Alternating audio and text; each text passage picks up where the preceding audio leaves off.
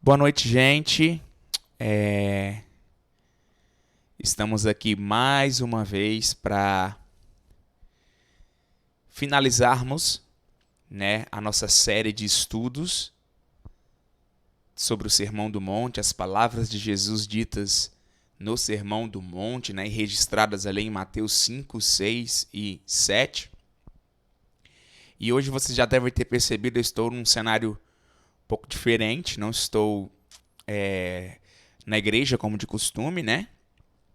Estou em Redenção, nós estamos aqui hospedados na casa da minha sogra, eu, a Aline e os meninos. A Aline veio tratar de negócios aqui, vocês sabem que ela trabalha com vendas. E eu vim dar uma força com as crianças para que ela tivesse tempo livre para poder tratar dos assuntos dela. Como eu tô aqui hoje na casa da minha sogra, então tá tudo improvisado, eu tô sem pedestal aqui e tudo mais. Já devem ter visto a câmera aqui saindo do lugar e eu tentando colocar no lugar de novo, então vai ser assim mesmo, tá? De vez em quando a gente vai ter que dar uma mexidinha.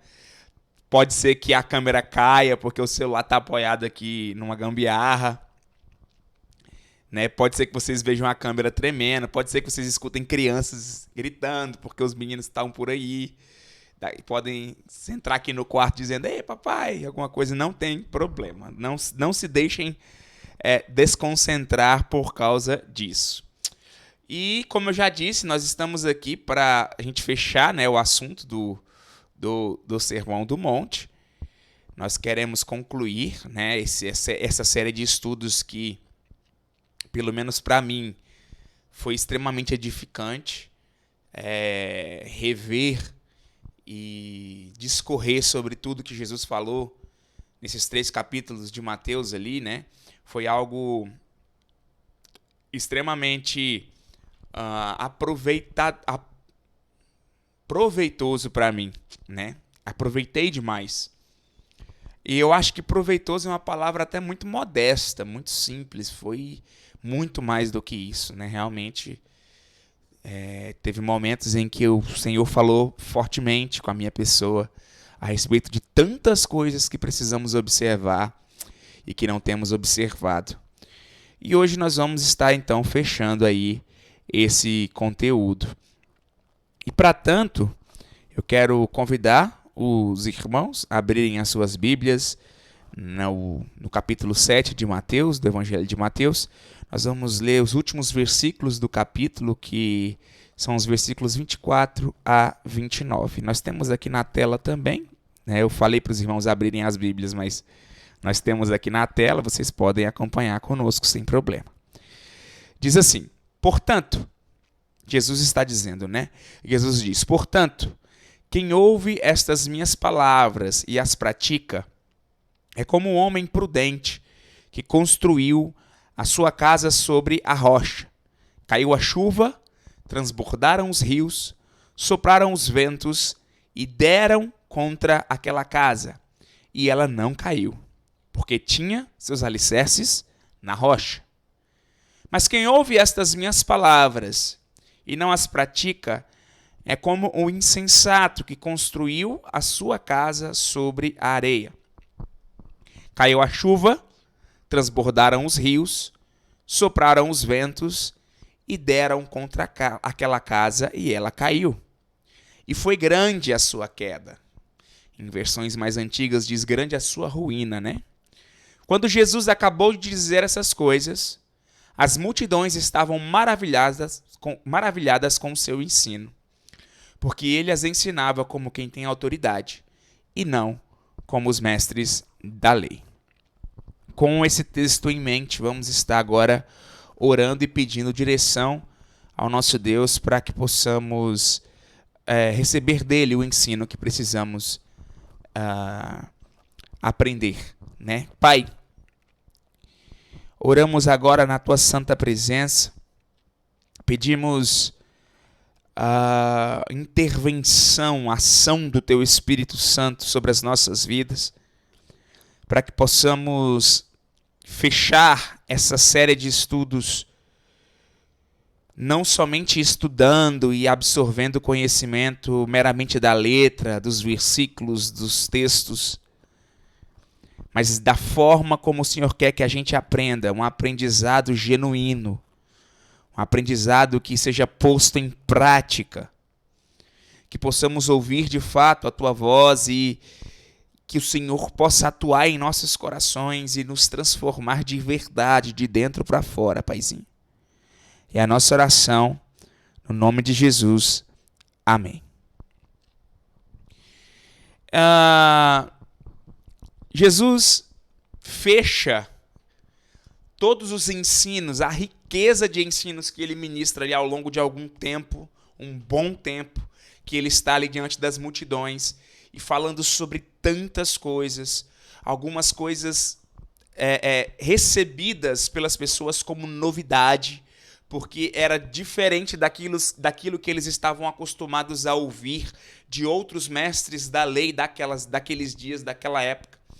Por isso, por várias vezes, Jesus vai contrapor o que ele está dizendo com o que foi dito pelos antigos. Ao longo do Sermão do Monte, nós vamos esbarrar várias vezes com a expressão: vocês ouviram o que foi dito, eu, porém, vos digo. Uma espécie de sobreposição, né, daquilo que Jesus está dizendo sobre aquilo que foi dito antes por outras pessoas. Então, Jesus fecha esse conjunto de instruções valiosíssimos, dando uma outra importantíssima instrução que, se não vivida, se não posta em prática, acaba que anula todo o resto, torna inútil todo o resto, todas as demais, né? Por isso que nós não podemos deixar para lá ou considerar menos importante simplesmente porque são palavras de conclusão. Não são somente palavras de conclusão, é uma chave para a vivência de todo o resto, que torna válido em nossas vidas todo o resto. Se nós ignorarmos essa chave final dada por Jesus, a gente ignora também todo o resto, não vive também todo o resto, anula também todo o resto. Então, é muito importante essa conclusão. E nessa conclusão, Jesus está dizendo: as palavras que eu disse, elas precisam ser ouvidas, mas, além de ouvidas, praticadas.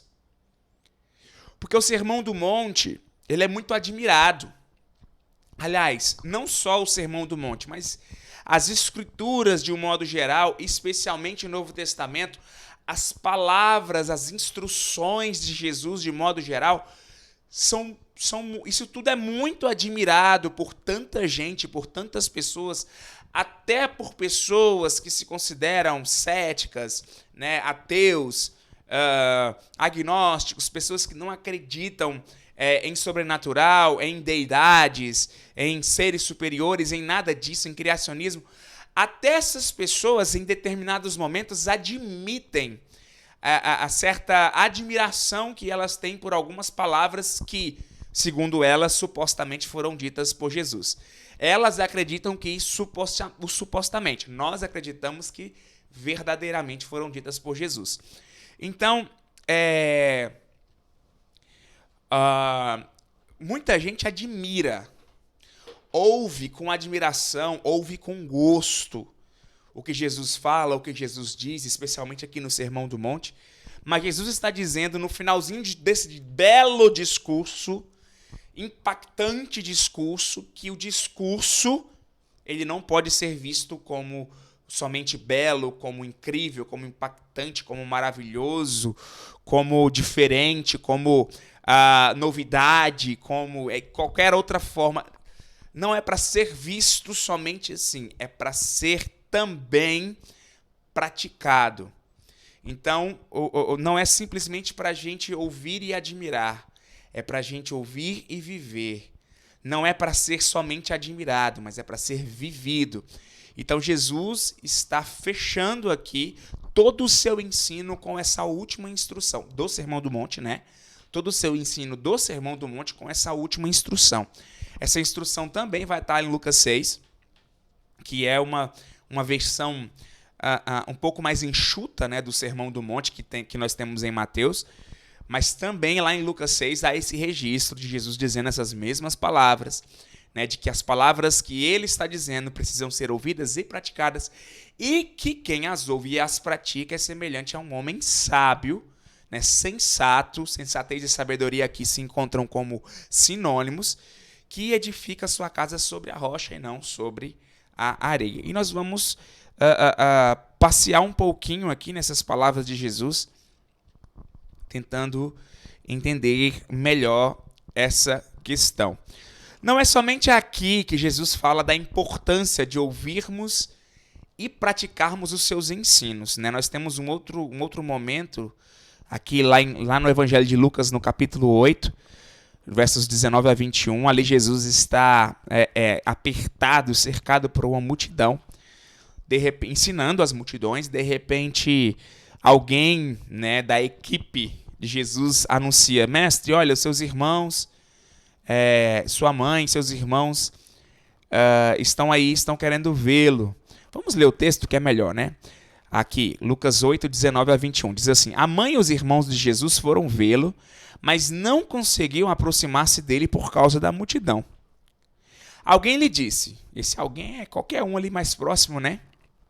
Tua mãe e teus irmãos estão lá fora e querem ver-te.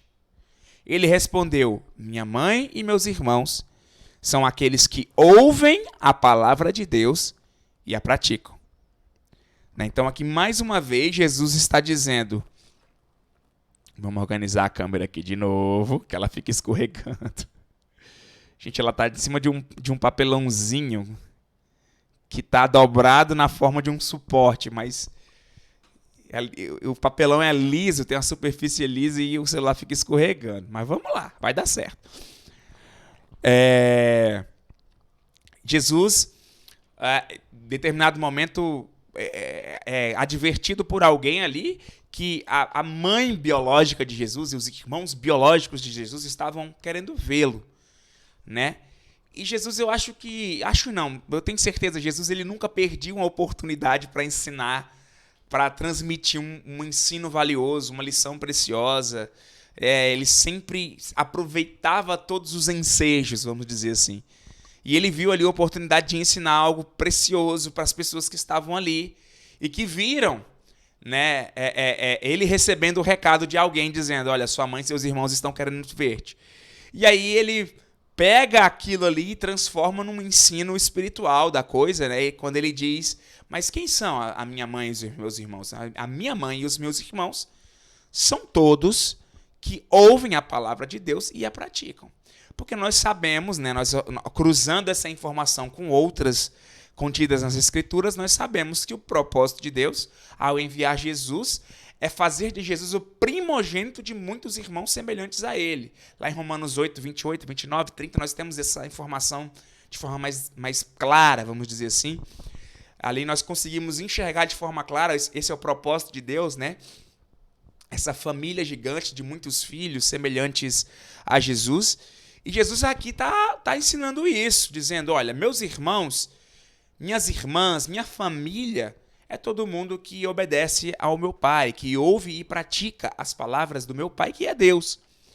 Né? Então Jesus está dizendo que essa será a sua família, mas ele deixa clara, melhor dizendo, a importância de ouvir e praticar. Porque ouvintes nós temos muitos, admiradores da palavra nós temos muitos. O problema são os praticantes. Nós somos poucos praticantes, né? E dentre aqueles que se consideram praticantes como eu, e certamente como você que está assistindo essa ministração, nem sempre praticamos o que deveríamos totalmente praticar, né? Totalmente o que deveríamos praticar. Então, a situação realmente é bem mais séria, não é algo simplesmente de empatia com a coisa, não, é de compromisso com a coisa. Que coisa? A palavra do Senhor Jesus. Né? Nós temos ainda, em outros lugares das Escrituras, ensinos que enfatizam essa questão da gente ouvir a palavra e não somente ouvir, mas praticá-la. E um texto bem conhecido é o que está lá em Tiago, logo no primeiro capítulo, nos versos 22 ao 25, que diz assim: sejam praticantes da palavra e não apenas ouvintes, enganando-se a si mesmos.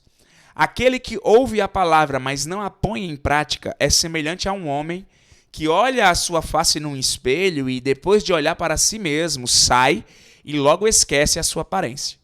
Mas o homem que observa atentamente a lei perfeita que traz a liberdade e persevera na prática dessa lei, não esquecendo o que ouviu, mas praticando-o, será feliz naquilo que fizer.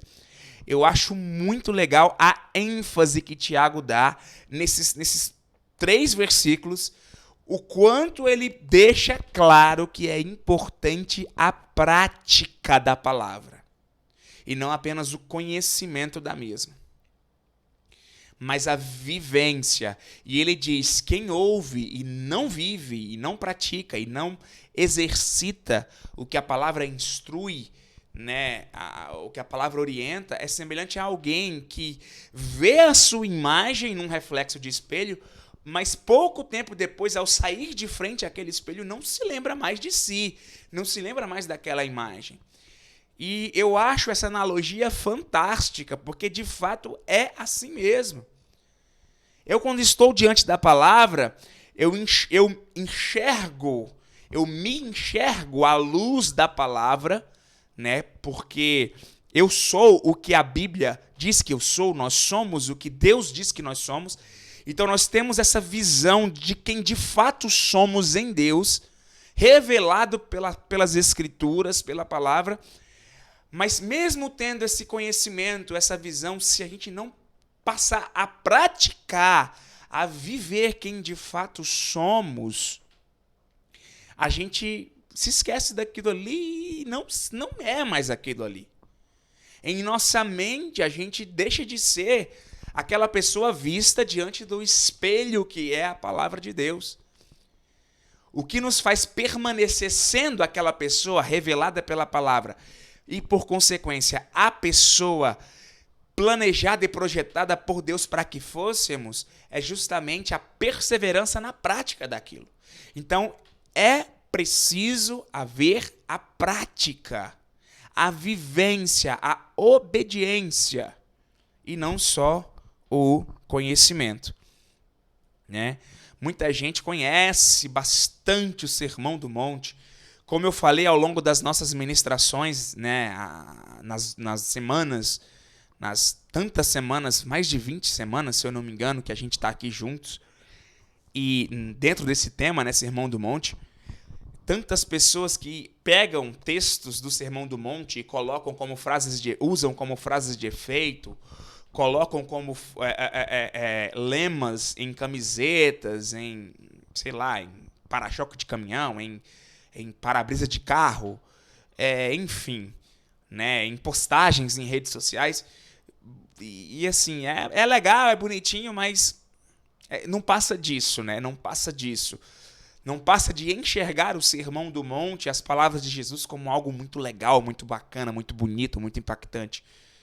É preciso ir além disso, é preciso viver, praticar, obedecer, né? E a gente, pelas palavras de Tiago, nós conseguimos nos lembrar de um outro texto muito conhecido que vai ensinar praticamente a mesma coisa. Então, reforça aqui o nosso entendimento, lá o Salmo 1, que é até decorado por tantos irmãos, né, por tantas pessoas. E aqui na versão NVI, né, que é essa versão que eu estou usando para transmitir aqui os slides, diz assim: como é feliz aquele que não segue o conselho dos ímpios, não imita a conduta dos pecadores, nem se assenta na roda dos escarnecedores ou zombadores, né? A gente conhece esse texto mais na versão antiga, que é bem-aventurado o homem que não anda segundo o conselho dos ímpios, né? Mas é a mesma coisa. Não andar segundo o conselho dos ímpios é não seguir o conselho dos ímpios, né? Ao contrário, sua satisfação está na lei do Senhor, e nessa lei medita dia e noite. É como árvore plantada à beira de águas correntes, dá o fruto no tempo certo, e suas folhas não murcham, e tudo o que ela faz prospera. Dá uma olhadinha no texto do Tiago, quando ele fala assim, ó: será feliz naquilo que fizer, no finalzinho, lá no versículo 25. dizendo que aquele que é ouvinte e praticante será feliz naquilo que fizer. Em algumas versões diz assim, será bem-aventurado em tudo que fizer. Em tudo que fizer. Aqui diz, será feliz naquilo que fizer. É a mesma promessa contida lá no Salmo 1. Diz assim, tudo que fizer prosperará. É a mesma coisa, ser bem-aventurado, ser feliz, ser próspero naquilo que fizer. Estão tratando da mesma coisa. Aqui fala sobre meditar na lei do Senhor de dia e de noite, né? E ter satisfação.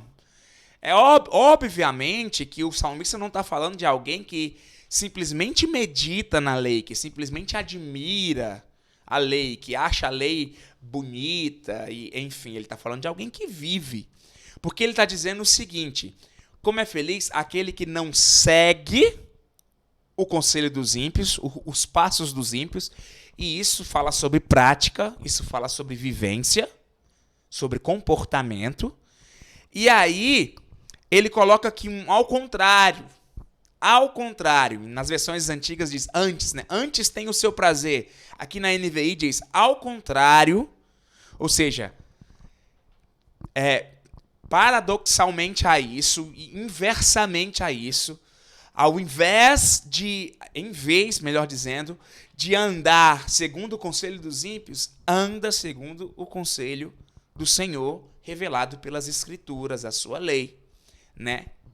E nessa lei tem satisfação, nessa lei tem prazer, nela medita de dia e de noite. Então não é só bem-aventurado, não é só a pessoa que medita, conhece, decora, sabe a informação que existe na palavra e na lei do Senhor, mas aquele que anda segundo ela. Com certeza é isso que esse salmo quer dizer quando a gente analisa ele de forma mais detalhada, né? Por isso nós temos aí o ao contrário, ou o antes, essa conjunção adversativa, que indica algo contrário mesmo, né? Algo diferente. Então,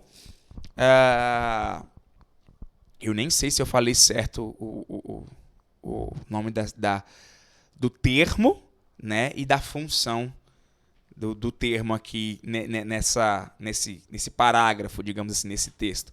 Mas vamos lá, né? Se eu tiver falado besteira, alguém aí me corrija. Pode colocar aí nos comentários. Então a gente vai percebendo que a Bíblia ela vai enfatizando aquilo que Jesus ensinou ali no finalzinho do Sermão do Monte. Ela vai dando ênfase na necessidade que temos de não apenas escutar, aprender, saber que existe o princípio, né? Saber que existe a orientação, saber que existe o mandamento, mas não viver, não praticá-lo. Tem gente que ama debater Bíblia, ama debater conhecimento, demonstrar conhecimento bíblico por meio dos debates, se sai super bem nos debates, mas não vive nada daquilo que debate, nada daquilo que expressa com as palavras. Porque conhece, ouve, estuda, medita, mas não vive, né? Aqui nós temos um outro momento em que Jesus fala sobre esse assunto. Lá em João 13, naquele episódio em que ele lava os pés dos discípulos, né? Depois que ele faz isso, a gente conhece a história. Pedro se sente até assim um pouco escandalizado com aquela situação. Mas depois que passa tudo isso, ele diz assim, ó, a partir do versículo 15 do capítulo 13 de João. Eu lhes dei o exemplo para que vocês façam como lhes fiz. Digo-lhes verdadeiramente que nenhum escravo é maior do que o seu senhor, como também nenhum mensageiro é maior do que aquele que o enviou. Agora que vocês sabem estas coisas, felizes serão, se as praticarem. Né? Aqui Jesus está dizendo, Jesus ensina algo, praticando, né? Exemplificando, e junta esse ensino com tantas outras coisas que ele já passou para os seus discípulos até esse momento da caminhada, e ele fecha ali, né, dizendo, agora que vocês sabem estas coisas, legal vocês saberem, mas felizes serão se, olha a condicional aqui, se as praticarem. Legal que vocês sabem, Só que a felicidade, a prosperidade, né, o resultado disso tudo vem com a prática disso tudo. Não somente com a ciência, né, com o conhecimento disso tudo. Então, a gente vai vendo que, de fato, é algo muito ensinado pelas Escrituras e nós não podemos simplesmente deixar para lá. Precisamos ouvir, aprender, meditar, mas viver. Sempre. Praticar. Sempre, sempre, sempre, sempre. Bom, eu acho que, além disso, é importante a gente salientar que fomos criados para a prática daquilo que Deus quer que a gente pratique. Nós não fomos criados simplesmente para sermos admiradores, espectadores, agentes passivos dos propósitos de Deus, da história que Deus está aí administrando ao longo das eras, a história que Deus está escrevendo no nosso mundo, no mundo. Nós não existimos para sermos simplesmente espectadores disso. Deus quer que a gente pratique, Deus quer que a gente vive, Deus quer que a gente esteja na linha de frente, agentes ativos da coisa e, de modo geral, o propósito de Deus é que a gente pratique a vontade dele e não simplesmente conheça e admire a vontade dele. Em outras palavras, nós existimos para isso. Nós fomos criados para praticarmos a vontade de Deus e não apenas conhecermos e admirarmos. Né? Isso fica bem claro lá em Efésios 2, 10. Todo mundo conhece Efésios 2, 8 e 9, né? Porque pela graça sois salvos por meio da fé, e isso não vem de vós, é dom de Deus, não vem de obras, para que não se gloriem. Aí todo mundo acha esse versículo o máximo, porque ele traz uma leveza, né, de responsabilidades para a gente, né? Poxa, pela graça, não é pelas obras, né, para que ninguém se glorie. Mas aí vem logo o 10, que diz assim, por quê? E esse porquê é uma explicativa, né? Porque somos criação de Deus, realizada em Cristo Jesus, para fazermos.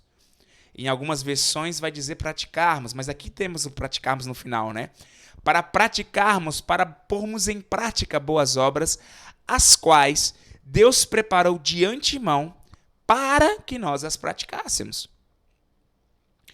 E você pode ter certeza que boas obras aqui não é um termo que faz referência à caridade, a você ajudar alguém constantemente ou esporadicamente, somente, né? Porque tem gente que é muito caridoso, que se dedica de fato à assistência social, à caridade, a ajudar as pessoas financeiramente e de outras formas também, mas que esquece as outras áreas da vida.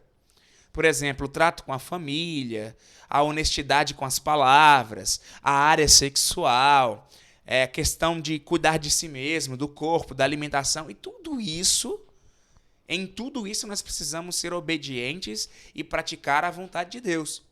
Então, quando o texto está falando aqui em Efésios 2, 10, que Deus preparou de antemão para nós boas obras para que as praticássemos, né? E para isso nós fomos criados, né? E realizados em Cristo Jesus, ele não está falando só de caridade aqui, tá? Só de assistência social, não. Ele está falando de toda boa obra.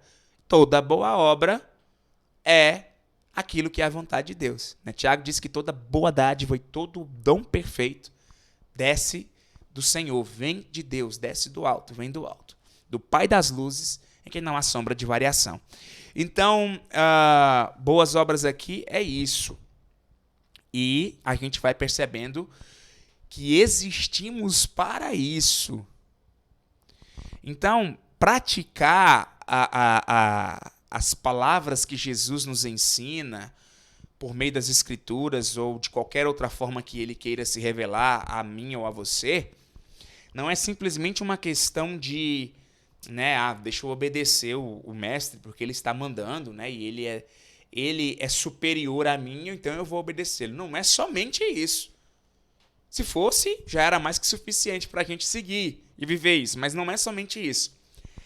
É estarmos alinhados com o propósito para o qual existimos. É estarmos fazendo aquilo que existimos para fazer e fomos criados para fazer. E isso dá completude. Isso gera em nosso coração uma sensação de estou no meu lugar. Estou fazendo exatamente o que eu existo para fazer. Estou em consonância com o propósito da minha existência. Me sinto plenamente realizado. Isso dá um sentimento de realização. Então, nós precisamos fazer isso também por essa razão. Porque o Senhor quer que a gente faça, porque Ele é o nosso Deus, porque as palavras dele são verdade, espírito e vida, mas porque isso também é bom para nós. Muito bom para nós. Aliás, não podia ser diferente, porque tudo que Deus tem para mim e para você é bom para mim e para você. Nós cremos muito nisso. Então, nós temos aqui um outro texto lá na primeira carta de João que reforça essa questão da prática, né, do Evangelho, do ensino de Jesus, das Escrituras, dizendo que é justo aquele que pratica. Não é justo aquele que sabe, nem aquele que ensina simplesmente com as palavras, nem não com o exemplo, mas aquele que pratica. Olha só, vamos ler juntos 1 de João, capítulo 3, a partir do verso 7, diz assim: Filhinhos, não deixem que ninguém os engane. Olha só, ele está dizendo, não caiam na cilada do engano. Aquele que pratica a justiça, pratica. Não é que sabe e nem que ensina somente, mas que pratica a justiça é justo. Assim como ele é justo. Ele quem? Jesus. Aquele que pratica, isso aqui é muito sério, nós precisamos olhar com temor para essa palavra escrita. Aquele que pratica o pecado é do diabo, não é de Deus. Porque o diabo vem pecando desde o princípio. Para isso, o Filho de Deus se manifestou, para destruir as obras do diabo. Nós temos aí outros estudos, aqui nessa série de ministrações do Sermão do Monte, que vão trabalhar melhor essa questão aqui, do entendimento mais claro desse texto, né? O que significa realmente o Filho de Deus se manifestar para destruir as obras do diabo? A gente entende que Jesus, ele veio nos livrar da nossa pecabilidade e não somente da consequência do pecado, né? Temos falado perdão, eu sabia que em algum momento isso poderia acontecer, não tem problema, estamos de volta. Jesus ele veio resolver o problema do pecado em si, não somente da consequência. Nós temos várias ministrações, vários estudos em que a gente trata sobre isso, né? Continuando. Todo aquele que é nascido de Deus não pratica o pecado, porque a semente de Deus permanece nele. Ele não pode estar no pecado porque é nascido de Deus. Desta forma, sabemos quem são os filhos de Deus e quem são os filhos do diabo. Quem não pratica a justiça não procede de Deus, e também quem não ama seu irmão. Então, muita gente hoje subdimensiona a prática do evangelho sob o pretexto da prevalência da graça, né? Nós estamos na graça. Então, não há a necessidade de praticarmos, pormos em prática as obras X ou Y, porque, na verdade, somos salvos pela graça. Mas não é bem assim. E esse pensamento é exatamente o pensamento que o diabo quer que você tenha, para que você viva enganado. E quando chegar no momento em que você for prestar contas com o Senhor, porque todos vamos passar por isso, você ouvir de Jesus aquela seguinte expressão: afasta-te de mim, vocês que praticam o mal. Se eu pratico o mal, eu sou do diabo. Não é eu que estou dizendo, são as Escrituras. Então, se eu olho para a minha vida e a minha prática, ou as minhas práticas são, em sua maioria, contrárias à vontade de Deus, eu não posso estar tranquilo com isso, pensando, não, Deus vai me perdoar, e é graça, e vamos ficar bem, porque o Senhor é rico em misericórdia. Não vai nessa, não. Ele é rico em graça e misericórdia? Sim. Mas ele é justo, ele não se deixa escarnecer. E, mais importante que isso, né? Não vou dizer mais importante, mas tão importante quanto isso. Se você vive praticando o pecado, você não é de Deus. Está aqui na Bíblia. Você não é de Deus. Nós não estamos falando aqui de acidentes que acontecem na vida do cristão com o pecado por fraqueza espiritual. Tá? Todo mundo eventualmente vai praticar algum pecado e o Espírito Santo vai nos ajudar a passar por essa situação, resolvendo e vencendo o problema de pecado. A igreja também ajuda nisso. Mas eu não estou falando disso, eu estou falando de alguém que pratica deliberadamente, conscientemente, o pecado e acha que não precisa abrir mão dessa prática, desse comportamento, porque Deus, de alguma forma, vai esquecer isso, apagar isso, tornar isso irrelevante. Né? E esse pensamento não condiz com um filho de Deus ou com alguém que é de Deus. Porque quem é de Deus não vive na prática do pecado, mas na prática da vontade de Deus. Ih, gente, estou tentando arrumar aqui, o trem está piorando, meu Jesus. Senhor, me ajuda aí. Eita. Vamos lá. Então, continuando, voltando agora para as palavras de Jesus em Mateus 7, né? Ele diz que aquele que ouve as suas palavras e as pratica é semelhante a um homem sensato. É como um homem sensato que edifica sua casa sobre a rocha.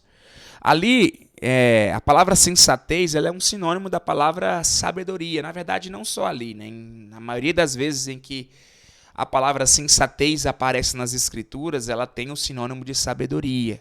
É alguém sábio.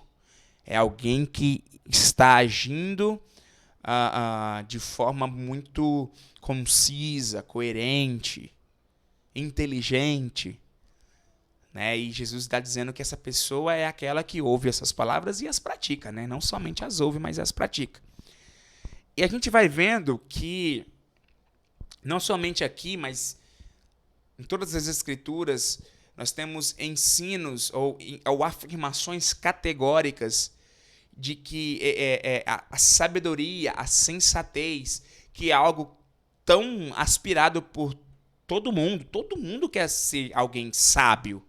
Sábio em decisões, sábio em comportamento, sábio em palavras. Todo mundo quer ser sábio em saber viver, saber tomar decisões corretas na vida, saber fazer a coisa certa na hora certa. Todo mundo quer saber fazer assim.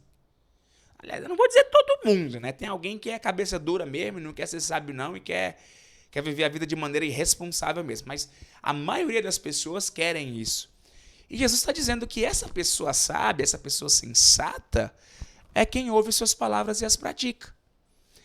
E aí nós vamos perceber que a Bíblia fala muito sobre isso, né? E eu separei aqui alguns textos, nós vamos passar por eles rapidamente, todos em Provérbios, que com outras palavras acabam dizendo a mesma coisa. Né? O primeiro deles é conhecidíssimo no nosso meio cristão, diz assim: o temor ao Senhor é o princípio da sabedoria, e o conhecimento do santo é entendimento. Né? Então aqui nós temos o temor do Senhor. E esse temor que vai aparecer aqui em quase todos os versículos que nós vamos ler agora, essa palavra temor é uma palavra que faz referência à atitude de obedecer, de seguir, de pôr em prática aquilo que está sendo orientado, aquilo que está sendo ensinado. Não é temor de ter medo, mas é o temor de obediência, de realmente praticar, de viver, de pôr em ação aquilo que está sendo ensinado, sugerido. Então, Provérbios está dizendo, né, o autor de Provérbios diz, o temor do Senhor é desse provérbio, né? O autor desse provérbio diz, o temor do Senhor é o princípio da sabedoria, e o conhecimento do santo é entendimento. Nós temos aqui ainda que a recompensa, Provérbios 22, 4, a recompensa da humildade e do temor do Senhor são a riqueza, a honra e a vida. Recompensa de quê? Humildade e temor do Senhor, obediência, prática, né? Quais são as recompensas? Riqueza, honra e vida. Isso significa que se eu não for uma pessoa humilde e não for temente a Deus no sentido de obediente, eu não vou desfrutar de honra, riqueza e vida. Obviamente que essa riqueza não diz respeito somente à riqueza material, né? A Bíblia não vai tratar de algo tão importante fazendo referência a algo tão simples quanto dinheiro. Dinheiro é algo muito pouco, muito pequeno, muito simples. Eita, gente, eu tô aqui meio torto para vocês, eu tô preocupado com essa imagem, mas vamos lá. Ainda bem que eu tô no quadradinho ali, pequenininho. Aqui nós temos outros textos que eu quero ler com vocês. Diz, o temor do Senhor prolonga a vida, né? A obediência, a prática dos princípios do Senhor prolonga a vida, mas a vida do ímpio, ou seja, aquele que não pratica, é abreviada. Nós temos ainda Provérbios 1:7 que diz, o temor do Senhor é o princípio do conhecimento, mas os insensatos desprezam a sabedoria e a disciplina. Os insensatos, ou seja, aqueles que não querem saber de serem sábios. Provérbios 16:6 diz, com amor e fidelidade se faz expiação pelo pecado, com o temor do Senhor o homem evita o mal. Com amor e fidelidade se faz expiação pelo pecado, né? Alcançamos perdão pelos nossos pecados, né? Mas você evita o pecado, você evita o mal com o temor do Senhor. Provérbios 19:23 diz, o temor do Senhor conduz à vida. Percebem que sempre está linkado o temor do Senhor com a vida em si? Só existe vida no caminho em que a gente pratica aquilo que o Senhor nos orienta a praticar, porque Ele é a própria vida. Ele é a própria vida, né? Então é a vida nos ensinando a ter vida. E a gente não dá para a gente desprezar isso. O temor do Senhor conduz à vida. Quem o teme, pode descansar em paz, livre de problemas, né? Aqui a gente com certeza não é uma promessa bíblica de não ter problemas surgindo na nossa vida, mas de ter paz e descanso mesmo diante dos problemas, né? Com certeza, porque o Senhor é essa paz que excede todo o entendimento. Então, perdão, já abriu outra parte aqui, a parte final, mas só fechando aqui, ouvir as palavras de Jesus e praticar é sensatez, é sabedoria, é coerência, é caminho de vida. Então não há razão nenhuma para a gente não dar ouvidos ao que Jesus está dizendo no finalzinho do Sermão do Monte, dizendo, pessoal, não simplesmente admirem, não simplesmente achem legal as palavras que foram ditas, diferentes, impactantes, mas olha, pratiquem, porque praticando-as, vocês terão vida, vocês terão prosperidade, vocês terão descanso, vocês terão paz, vocês terão firmeza. Essa última, então, é onde Jesus foca seu ensino lá em Mateus 7. Lá em Mateus 7, a ênfase do ensino de Jesus na prática da sua palavra é justamente a firmeza. Por isso que ele vai dizer que é como o homem sensato que edifica a sua casa sobre a rocha. Ele vai dizer, vem a tempestade, vem os ventos, e isso é uma figura de adversidade, isso é uma figura de perseguição, isso é uma figura de problema, isso é uma figura de desafios. E ele diz que passa por tudo isso, a casa, que é uma figura da nossa estrutura, de quem nós somos, passa por todos esses intempéries, ou intemperismos, melhor dizendo, mas continua de pé, não cai. Jesus está falando sobre firmeza, sobre perseverança, sobre permanência, né? E nós precisamos observar o ensino de Jesus sobre permanência e perseverança, porque a nossa salvação depende disso. Nós vamos já ver isso aqui. Muitas pessoas, vamos ler aqui o Provérbios 28:14, que diz assim: como é feliz o homem constante no temor do Senhor, mas quem endurece seu coração cairá na desgraça. O autor de Provérbios, desse provérbio, diz como é feliz, ou bem-aventurado, né? Perdão. O homem constante. Não é o que está hoje e amanhã não está mais. Não é o que está firme hoje e amanhã não está mais. Mas aquele que permanece, aquele que tem constância. Esse é feliz, constante no temor, na obediência. Muitas pessoas não permanecem no evangelho porque são ouvintes da palavra, mas não são praticantes. Nós temos muitos ouvintes. Muitas pessoas que simpatizam com a palavra pregada, anunciada para os povos, para as pessoas, para as nações. Acham lindo, acham maravilhoso. Sentem uma sensação gostosa diante do ensino das Escrituras, de um culto, de uma celebração, mas não praticam. Então elas não permanecem. Nós temos na parábola do semeador alguns exemplos de pessoas que receberam a palavra, mas essa palavra não cresceu e gerou frutos em seu coração. Até germinou, mas não vingou, vamos dizer assim. Não se desenvolveu. Nasceu, mas logo morreu. Justamente por causa das situações da vida, das perseguições, das dificuldades, das tentações.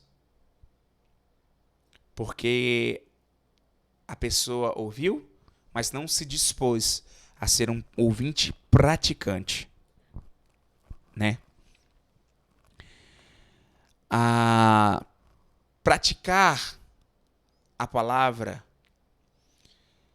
é praticar Jesus. Parece um pouco estranho o que eu estou dizendo, mas é isso mesmo, é viver como Jesus, é praticar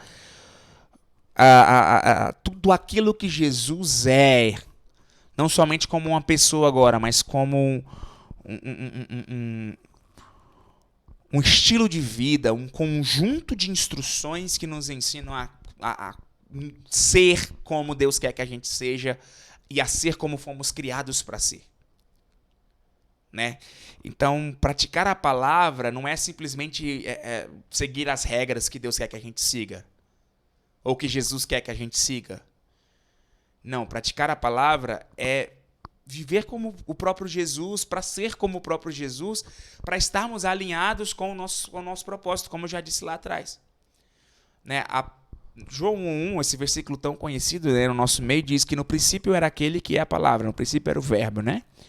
Ele estava com Deus e ele é a Deus. Praticar a palavra e ele era Deus. Isso aqui é uma referência a Jesus. Então Jesus é a palavra. Praticar a palavra é praticar Jesus. Jesus é a palavra encarnada. É ela personificada, é ela em pessoa. Então, quando eu vivo a palavra, é como se eu vivesse Jesus em pessoa. É como se a minha pessoa fosse a pessoa de Jesus. Não em grandeza e glória, mas em comportamento, em caráter. Né? A Bíblia diz que Jesus é a rocha principal. Essa profecia está lá em Isaías, capítulo 28, versículo 16. O profeta Isaías... Gente, eu vou ter que parar aqui um pouquinho para ligar o notebook na tomada, porque ele está pedindo para ser carregado, senão nosso vídeo vai interromper. Só um minutinho.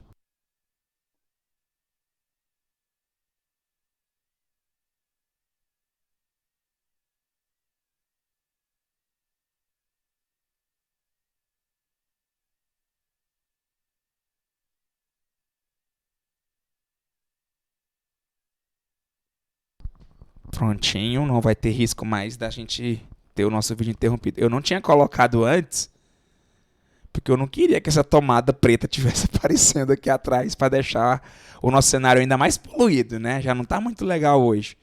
Mas agora não teve jeito não, tive que colocar, senão o nosso vídeo ia ser interrompido. Desculpem. Voltando, perdão, deixa eu tirar essa tela aqui. Voltando aqui pro nosso texto, né? Lendo Isaías 28:16 diz: Por isso diz o soberano Senhor, eis que ponho em Sião uma pedra já experimentada, provada, né?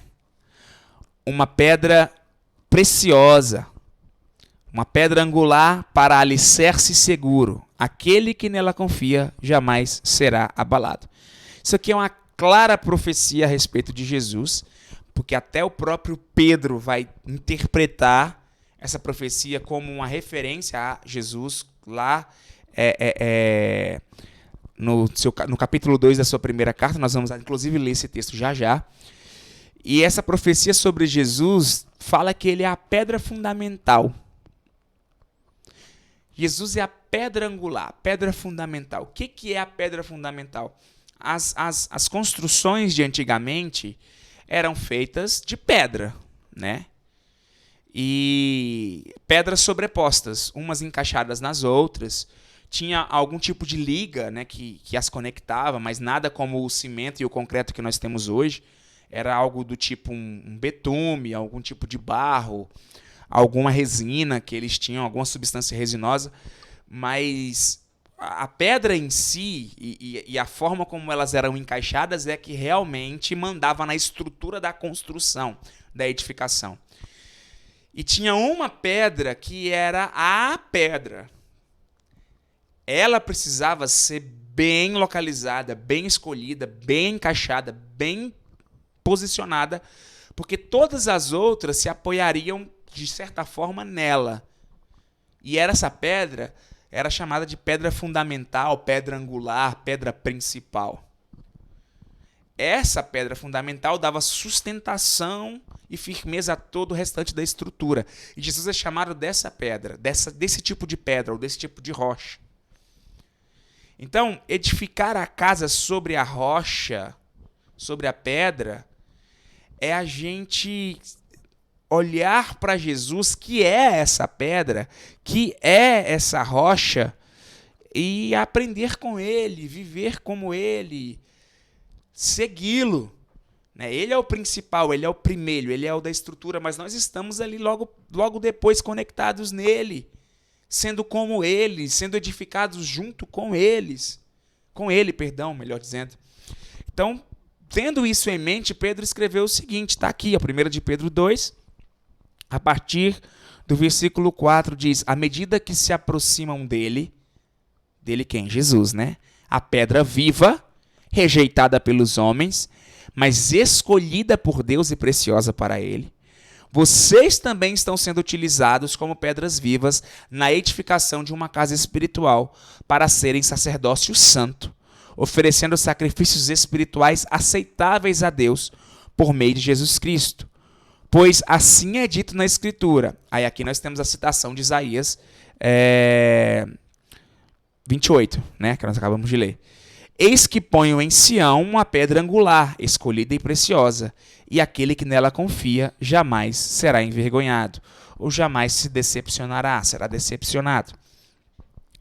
Então, Pedro entende que Jesus é essa pedra, né? E ele está dizendo que nós também, como ele, somos pedras. Ele é a principal, ele é a angular, ele é a preciosa, e nós estamos sendo encaixados nele, unidos nele, nos tornando uma estrutura com ele, para sermos também pedras firmes, seguras, perseverantes, bem estruturadas, né? Duras, rígidas, resistentes, como devemos ser.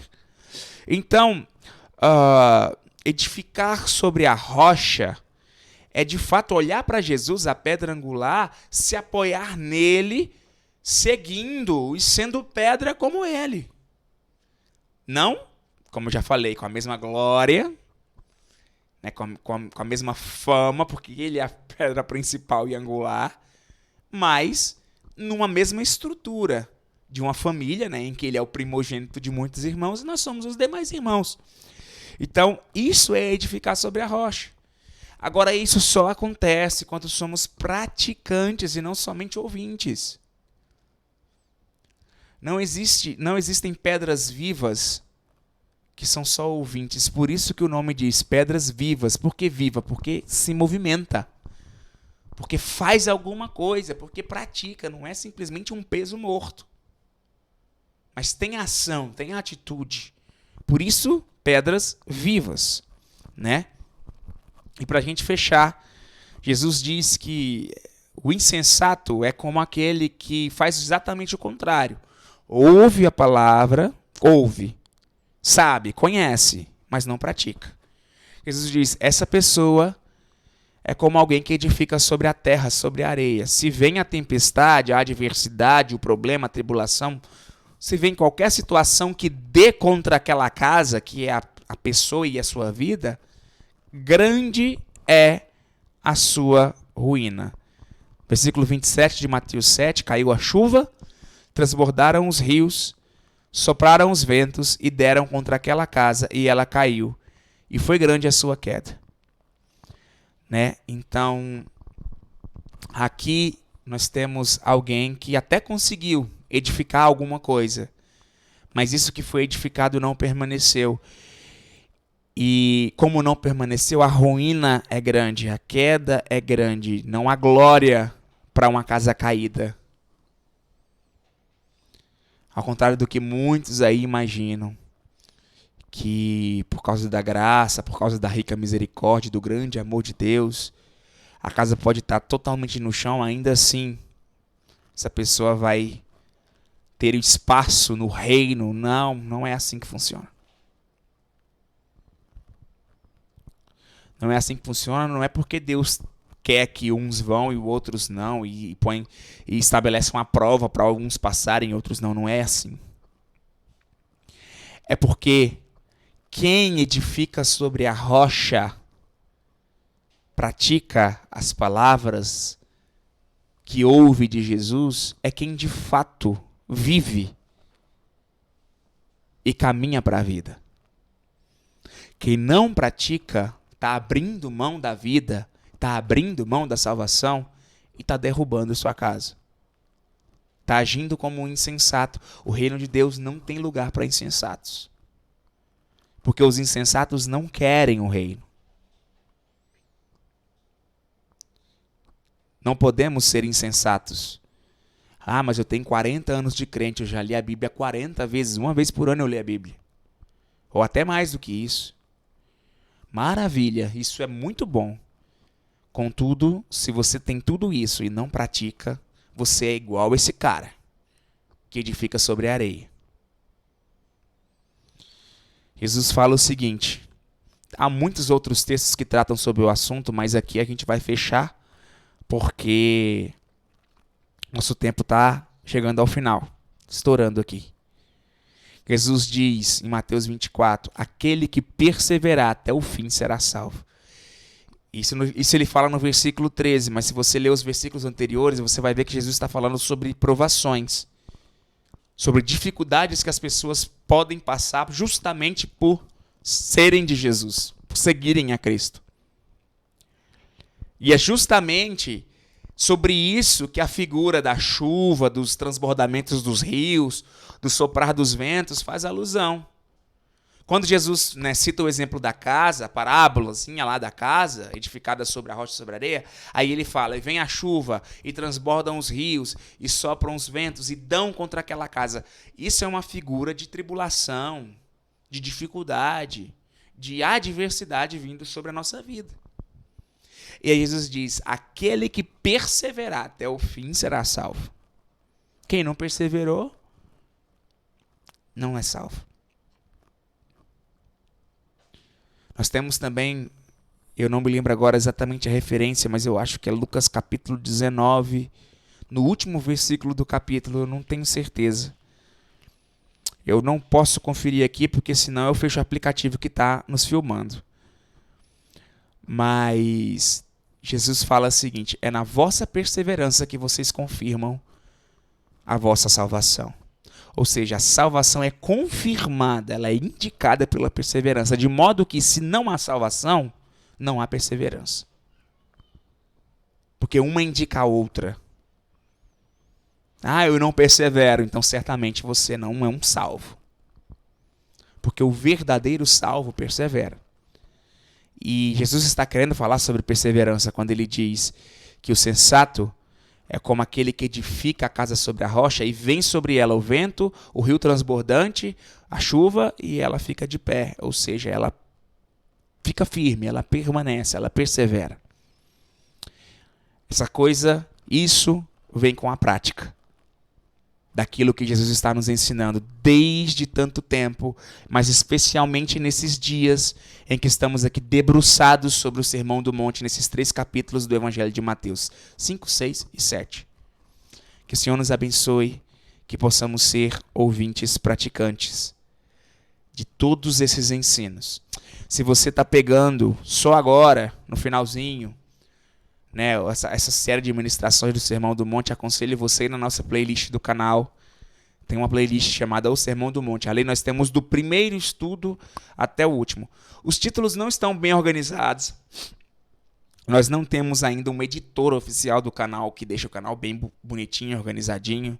Nosso canal é muito simples, ele existe só para atender a igreja. A nossa igreja é uma igreja pequena. Mas se por um acaso você está aí e quer aprender tudo isso, para praticar tudo isso, é só você ir na playlist, olha pelas datas de postagem. Pelas datas da postagem você vai saber qual é o primeiro, qual é o segundo, qual que vem depois, porque o vídeo ele informa o dia em que ele foi criado, né? Então dá uma olhadinha nisso lá pra gente e acompanha se for do seu interesse. Vamos orar juntos agora pra gente encerrar. Pai, muito obrigado por esse momento precioso que eu tenho com os meus irmãos, ainda que de maneira remota, pela internet, pelos meios de comunicação. Mas eu não acredito que o meio interfira, ou impeça, ou atrapalhe qualquer agir do Senhor nas nossas vidas. A tua palavra continua sendo palavra de Deus e, portanto, viva e eficaz. E eu oro para que essa palavra viva nos faça como pedras vivas. Nos faça como pessoas que de fato sejam ouvintes praticantes e não negligentes. Queremos ser praticantes, queremos ser como o sensato que edifica sobre a rocha e não como o insensato que edifica sobre a areia. Nos ajude, Pai. Espírito Santo nos impele a sermos essa pessoa que vive o Evangelho, que vive a obediência, que vive a santidade, Pai. E não apenas que conhece sobre esses assuntos. Que essa graça se estenda a cada pessoa que está nos assistindo agora e sobre aqueles que porventura vão nos assistir depois, no nome todo-poderoso de Jesus. E a nossa oração. Amém. E aqui nós vamos ficando, meus queridos, com essa ministração e também vamos fechando a série de estudos sobre o Sermão do Monte. Na próxima quarta-feira nós vamos estar presencialmente no culto, nós vamos voltar com os nossos cultos presenciais. Eu ainda não sei se nós vamos conseguir ministrar o culto presencial e transmitir ao mesmo tempo, porque na quarta-feira, geralmente eu estou sozinho, eu não tenho equipe comigo, né? E é um pouco trabalhoso ministrar o culto e transmitir ao mesmo tempo estando sozinho. Então eu não sei se eu vou conseguir. Eu quero continuar transmitindo para algum irmão que perca o culto por alguma razão, mas que quer receber o ensino depois, né? E também para aqueles que ainda estão resistentes para sair de casa por questão da pandemia, mas que querem continuar ainda inteirados sobre os ensinos bíblicos ministrados na igreja. Então, minha vontade é transmitir. Eu não sei se isso vai ser possível. Ao longo da semana nós vamos dando mais informações sobre isso. Fiquem na paz, um resto de semana abençoado, que a presença do Senhor esteja sobre todos nós. Em nome de Jesus, amém.